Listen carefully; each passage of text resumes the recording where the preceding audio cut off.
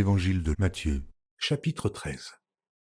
Ce même jour, Jésus sortit de la maison et s'assit au bord de la mer. Une grande foule s'étant assemblée auprès de lui, il monta dans une barque et il s'assit. Toute la foule se tenait sur le rivage. Il leur parla en parabole sur beaucoup de choses et il dit, un semeur sortit pour semer.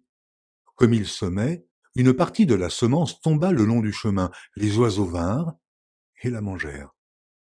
Une autre partie tomba dans les endroits pierreux, où elle n'avait pas beaucoup de terre. Elle leva aussitôt parce qu'elle ne trouva pas un sol profond. Mais, quand le soleil parut, elle fut brûlée et sécha, faute de racines. Une autre partie tomba parmi les épines montèrent et l'étouffèrent. Une autre partie tomba dans la bonne terre. Elle donna du fruit, un grain 100, un autre 60, un autre 30. Que celui qui a des oreilles pour entendre, entende. Les disciples s'approchèrent et lui dirent, « Pourquoi leur parles-tu en parabole ?»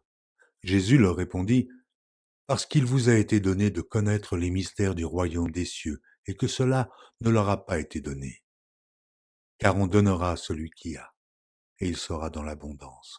Mais à celui qui n'a pas, on ôtera même ce qu'il a. C'est pourquoi je leur parle en parabole, parce qu'en voyant, ils ne voient point, et qu'en entendant, ils n'entendent ni ne comprennent. Et pour eux s'accomplit cette prophétie d'Ésaïe, vous entendrez de vos oreilles, et vous ne comprendrez point. Vous regarderez de vos yeux, et vous ne verrez point. Car le cœur de ce peuple est devenu insensible. Ils ont endurci leurs oreilles, et ils ont fermé leurs yeux, de peur qu'ils ne voient de leurs yeux, qu'ils n'entendent de leurs oreilles, qu'ils ne comprennent de leur cœur, qu'ils ne se convertissent et que je ne les guérisse. Mais heureux sont vos yeux, parce qu'ils voient, et vos oreilles, parce qu'elles entendent. Je vous le dis en vérité, beaucoup de prophètes et de justes ont désiré voir ce que vous voyez et ne l'ont pas vu, entendre ce que vous entendez et ne l'ont pas entendu. Vous donc écoutez ce que signifie la parabole du semeur. Lorsqu'un homme écoute la parole du royaume et ne la comprend pas, le malin vient et enlève ce qui a été semé dans son cœur. Cet homme est celui qui a reçu la semence le long du chemin. Celui qui a reçu la semence dans les endroits pierreux, c'est celui qui entend la parole et la reçoit aussitôt avec joie. Mais il n'a pas de racine en lui-même, il manque de persistance. Et dès que survient une tribulation ou une persécution à cause de la parole, il y trouve une occasion de chute. Celui qui a reçu la semence parmi les épines, c'est celui qui entend la parole, mais en qui les soucis du siècle et la séduction des richesses étouffent cette parole et la rendent infructueuse. Celui qui a reçu la semence dans la bonne terre, c'est celui qui entend la parole et la comprend. Il porte du fruit, et un grain en donne 100, un autre 60, et un autre 30.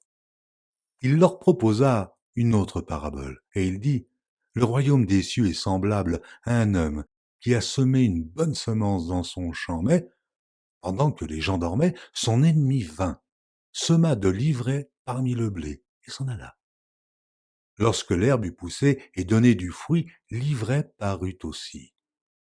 Les serviteurs du maître de la maison vinrent lui dire, Seigneur, n'as-tu pas semé une bonne semence dans ton champ? D'où vient donc qu'il y ait de l'ivraie? Il leur répondit, c'est un ennemi qui a fait cela.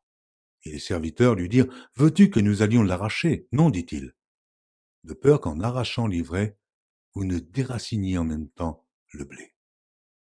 Laissez croître ensemble l'un et l'autre jusqu'à la moisson, et, à l'époque de la moisson, je dirai au moissonneur, arrachez d'abord l'ivraie et liez-la en gerbe pour la brûler, mais massez le blé dans mon grenier.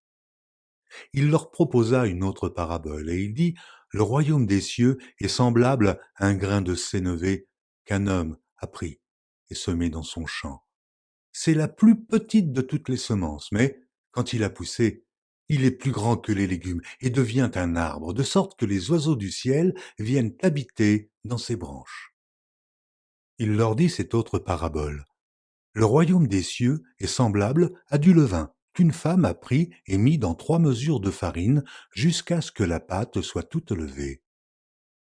Jésus dit à la foule toutes ces choses en paraboles, et il ne lui parlait point sans parabole, afin que s'accomplît ce qui avait été annoncé par le prophète.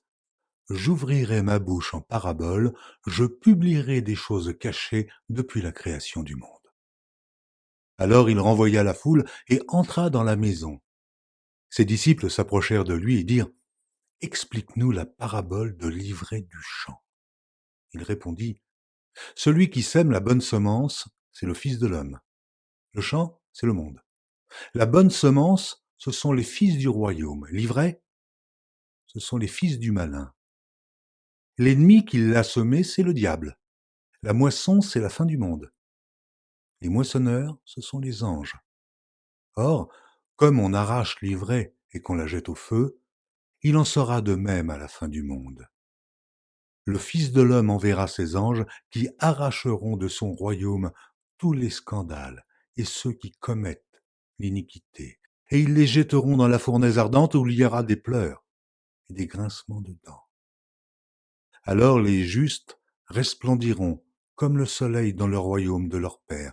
Que celui qui a des oreilles pour entendre, entende. Le royaume des cieux est encore semblable à un trésor caché dans un champ.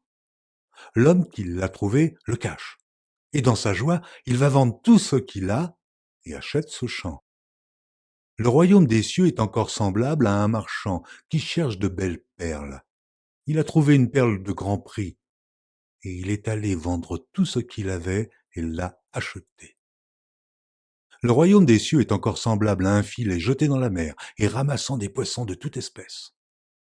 Quand il est rempli, les pêcheurs le tirent, et après s'être assis sur le rivage, ils mettent dans des vases ce qui est bon, et ils jettent ce qui est mauvais. Il en sera de même à la fin du monde. Les anges viendront séparer les méchants d'avec les justes, et ils les jetteront dans la fournaise ardente, où il y aura des pleurs et des grincements de dents. Avez-vous compris toutes ces choses? Oui, répondirent-ils. Et il leur dit: C'est pourquoi tout scribe instruit de ce qui regarde le royaume des cieux est semblable à un maître de maison qui tire de son trésor des choses nouvelles et des choses anciennes. Lorsque Jésus eut achevé ses paraboles, il partit de là. S'étant rendu dans sa patrie, il enseignait dans la synagogue, de sorte que ceux qui l'entendirent étaient étonnés et disaient: D'où lui viennent cette sagesse et ces miracles? N'est-ce pas le fils du charpentier? N'est-ce pas Marie qui est sa mère? Jacques, Joseph, Simon et Jude, ne sont-ils pas ses frères et ses sœurs? Ne sont-elles pas toutes parmi nous? D'où lui viennent donc toutes ces choses? Et il était pour eux une occasion de chute. Mais Jésus leur dit: Un prophète n'est méprisé que dans sa patrie et dans sa maison. Et il ne fit pas beaucoup de miracles dans ce lieu à cause de leur incrédulité.